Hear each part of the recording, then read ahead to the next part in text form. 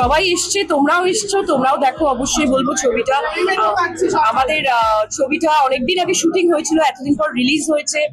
খুবই অপেক্ষায় ছিলাম যে এই ছবিটি কবে রিলিজ হবে। আমাকে অনেকেই জিজ্ঞেস করেছে, কারণ রবীন্দ্রনাথ তো বাঙালির জীবনে ওতপ্রোতভাবে জড়িত, আর রবীন্দ্রনাথকে নিয়ে রহস্য সেটা জানার জন্য আমার মনে হয় দর্শকের হলে আসা উচিত। আজকে রিলিজ করে গেছে, তো তোমরাও সবাইকে বলো, আমার মনে হচ্ছে ভালো লাগবে দর্শকের।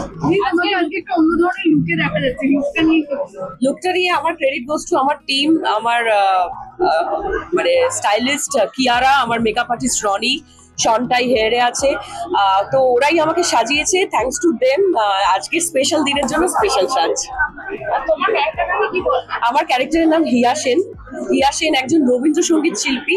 এবার সে কিভাবে এই গল্পের সাথে জড়িয়ে যাচ্ছে আর তার জীবনের কি রহস্য আছে সেটার জন্য হলে যেতে হবে। সরি, হ্যাঁ ফিডব্যাক পেয়েছি, অনেকেই বলছে, যারা যারা দেখেছে তারা বলছে যে দারুণ হয়েছে, দর্শকের খুব ভালো লাগবে। Thank you. শ্রাবন্তীর ছবি বলে বলবো না, মেনলি অশোক ধনুকার ছবি, এস কে মুভিজের ছবি, হিমাংশু ধনুকার ছবি, একটা অন্যরকম কনসেপ্টের ছবি, অন্য ভাবনার ছবি। সেই অর্থে আমি খুব ইন্টারেস্টেড এই ধরনের ছবি, বা আমি হয়তো করিনি, বা আমি হালকা করে আউটলাইন লাইন আপ শুনেছি। খুব ভালো গল্প, এবং দীপ্তি খুব ভালো অভিনয় করেছে, শ্রাবন্তী খুব ভালো অভিনয় করেছে, প্রিয়াংশু খুব ভালো অভিনয় করেছে শুনেছি আমি। তো খুব ইন্টারেস্টেড আমি এই ধরনের ছবি দেখার জন্য, বা আমি হয়তো যে ধরনের ছবি করিনি এর আগে, সেটা আমার খুব ভালো লেগেছে, বা আমি দেখতে এসেছি। পোস্টার ট্রেলার খুব ভালো লেগেছে। মানে আমি এর আগে যতগুলো ছবি এই যে লটের 18খানা ছবির মধ্যে, যে লটের ছবিগুলোর মধ্যে দেখেছি আমি, যখন আমাদের সব থেকে ট্রেলার বা পোস্টার বা যাই এটা সব থেকে ইন্টারেস্টিং, ভালো লেগেছে। আমি বেসিক্যালি লাস্ট 2 বছর ছিলাম না, বাংলাদেশের ছবি করছিলাম, সিনেমা করছিলাম, গভর্নমেন্টের ছবি করছিলাম। তো সেখানে একটু গন্ডগোলের জন্য ফিরে এসেছি, ওটা শেষ করে তারপর আমি নিশ্চয়ই হবে। প্ল্যানিং এ তো সবাই আছে। দেবের সঙ্গে ছবি করার খুব ইচ্ছে আছে, কথা বলা আছে, জিদ্দার সঙ্গে ছবি করার ইচ্ছা আছে, অঙ্কুরের সঙ্গে কথা বলা আছে, সৌম্যর সঙ্গে বলা আছে। দেখি প্ল্যানিং নিশ্চয়ই করবো এবারে, আর একদিন যেতে নিশ্চয়ই করবো। হিরোইন তো প্রচুর ভর্তি, হিরোইন বাংলা ছবিতে হিরোইন ভর্তি। মানে হিরোইন আজকে না, আমি প্রথম থেকে আমি যখন ছবি করি তখন প্রচুর হিরোইন ছিল। তাদের হয়তো একটু বয়স হয়ে গেছে, কিন্তু এখনো যারা আছে তারা সবাই প্রচুর হিরোইন। এবং টেলিভিশনের যতগুলো সিরিয়াল হয়, তার মধ্যে যতগুলো ফিমেল কাস্টিং আছে সবকটা হিরোইন হওয়ার মধ্যে যোগ্য হয়। দাদা আজকে ফাইনালি রিলিজ করেছে, দর্শকদের কাছে তোমরা আজকে থেকে ওপেন বলো, কতটা এক্সাইটেড তোমরা কাজটা?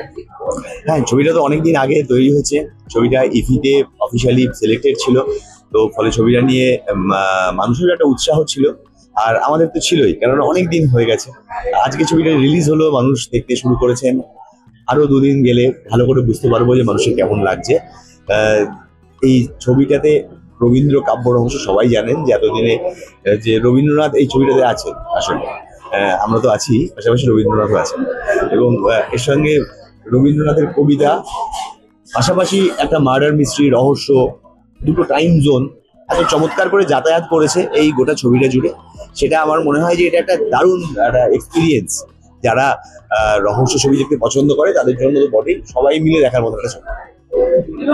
যেটা বলি যে এই যে রহস্য, দুটো টাইম জোন, সবকিছু দিয়ে দর্শকদের কাছে কি মনে হচ্ছে যে একটা ভীষণ এনজয় বা একটা স্ট্রিট জায়গা? হ্যাঁ, একদমই সেই কারণেই ছবিটা তৈরি করা, যে খুবই দর্শক আনন্দ পাবেন এমন করেই বানানো। আর তাছাড়া আমাদের সবার প্রিয়, মানে বাঙালিদের সবার প্রিয় রবীন্দ্রনাথ, এবং এটার সঙ্গে একটা ইতিহাস আর মানে গল্প, তার যে সীমারেখাটা, সেটা এত মাঝে মাঝে এত সুন্দর করে ব্লার হয়ে গেছে এই গল্পে, যে কতটা ইতিহাস কোথা থেকে গল্পে ঢুকে গেল দেখার সময় সেটা বোঝা যায় না। ফলে ইনভলভমেন্টটা আমার মনে হয়, আমি যখন পড়েছি দেখেছি তখন কিন্তু তাই মনে হয়েছে যে ওটার সাথে একটা দারুণ করে রিলেট করা যায়। ভীষণ জমজমাট একটা গল্প ফাইনালি আমরা বলে ফেলি বলে মনে হয়। আজকে ফাইনালি প্রিমিয়ার বাজবে শাস্ত্রী, সেখানে দাঁড়িয়ে দর্শকদের উদ্দেশ্যে কি বলবেন? দর্শকদের বলবো, ছবিটা এসে গেছে, রবীন্দ্র কাব্য রহস্য আপনার নিকটবর্তী হলে চলছে। আপনারা হলে গিয়ে সবাই মিলে, ছোট বড় সবাই মিলে রবীন্দ্র কাব্য রহস্য দেখুন। ভীষণ এক্সাইটেড। আমি অ্যাকচুয়ালি বহুদিন আগে ট্রেলারটা দেখেছি, এবং দেখা মাত্রই আমি ওই সময় থেকে প্রচন্ড অ্যান্টিসিপেট করছিলাম যে এই ছবিটা কবে আসবে। স্পেশালি প্রিয়াংশু দাকে আমরা রবীন্দ্রনাথ হিসেবে পাচ্ছি, এত অ্যাপ্ট লেগেছে তাকে দেখতে, এত ফিট আর কি, মানে মনে হচ্ছে স্বয়ং রবীন্দ্রনাথ সেই অবতারে এসে গেছেন। এবং প্রিয়াংশু দা খুবই বড় একজন অভিনেতা, তার সাথে শ্রাবন্তী, তার সাথে ঋতব্রত, রাজনন্দিনী, শান্তিদা, মানে ঋত্বিক দা, আর কি চাই, আর তার সাথে সায়ন্তন দার থ্রিলার। সো রবীন্দ্রনাথ থ্রিলার এই কম্বিনেশনটাই দারুণ। অনেকটা ওই আমরা একটু করে যে খাবো সব চিজ সাথে ক্যারামেল পপকর্ন, যেটা দুটো একদম কমপ্লিটলি ডিফারেন্ট স্বাদ, কিন্তু একসাথে মিশে গেলে অদ্ভুত একটা স্বাদ তৈরি হয়, একটা ভালো লাগা ভালোবাসা তৈরি হয়। আমার মনে হয় রবীন্দ্রনাথকে থ্রিলারে এনে সায়ন্তন দা সেই টেস্টটা আমাদের দেবে। আর আমার বিশ্বাস দর্শকদের এই ছবিটা খুব খুব ভালো লাগে। আমি ট্রেলারটা দেখেছি, খুব ইন্টারেস্টিং, ভীষণ ইন্টারেস্টিং। কারণ রবীন্দ্রনাথ তো আমাদের ইমোশন, আমরা বড় হই রবীন্দ্রনাথকে নিয়ে, এবং তাকে ঘিরে একটা রহস্য এবং মানে অনেকটা বছর আগে একটা ফোন এবং পরে একটা ফোন, এই দুটো মিলিয়ে তো আমি মানে খুবই খুবই ইন্টারেস্টেড দেখার জন্য। আর তাছাড়া সায়ন্তন আমার খুব ফেভারিট ডিরেক্টর, আমি ওর সাথে কাজও করেছি। আর ওর যেভাবে গল্প বলার ধরন, আর স্পেশালি রহস্য গল্প, সেটা আমাকে খুব অ্যাট্রাক্ট করে। কাজে আমি দেখার জন্য অপেক্ষায় আছি। কাজটা খুবই ইন্টারেস্টিং, করেও খুব ইন্টারেস্ট লেগেছে, এবং এটা অন্য থ্রিলার এলিমেন্ট অবশ্যই আছে, কিন্তু বিষয়টা যেহেতু একদম অন্য, রবীন্দ্রনাথের জীবন, তার কাজ, সেই নিয়ে থ্রিলার, ন্যাচারালি একদমই অন্যরকম এবং খুবই ইন্টারেস্টিং।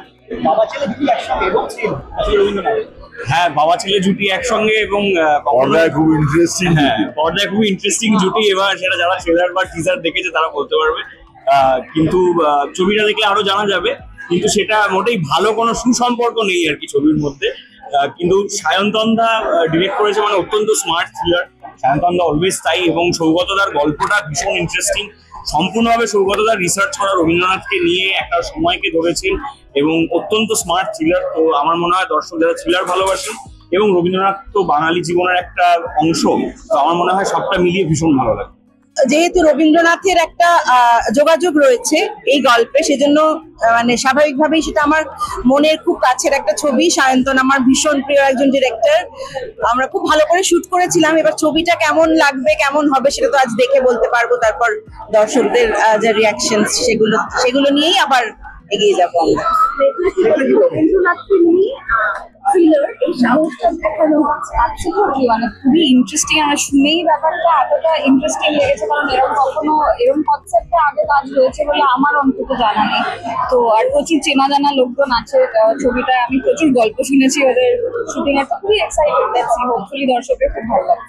এক্সপেকটেশন তো ডেফিনেটলি রয়েছে, তার কারণ রবীন্দ্রনাথের জীবন নিয়ে সিনেমা। এমনি বাঙালি রবীন্দ্রসঙ্গীত শুনতে খুব ভালোবাসে, তার উপরে নট অনলি রবীন্দ্রনাথের উপন্যাস নিয়ে আমরা প্রচুর সিনেমা দেখেছি, কিন্তু এবার যেহেতু রবীন্দ্রনাথের জীবন নিয়ে এবং ওনার জীবন নিয়ে প্রচুর কন্ট্রোভার্সি আছে, প্রচুর ডাউট আছে আমাদের, সেটা খানিকটা দেখতে পাবো। এবং পুরো গানে গানে, শুধু থ্রিলার নয়, সেই সাথে গানও রয়েছে, কানের আরাম রয়েছে, এবং অ্যাট দ্য সেম টাইম ওই সাসপেন্সটাও রয়েছে। তো ডেফিনেটলি অডিয়েন্স খুবই ভালোবাসবে।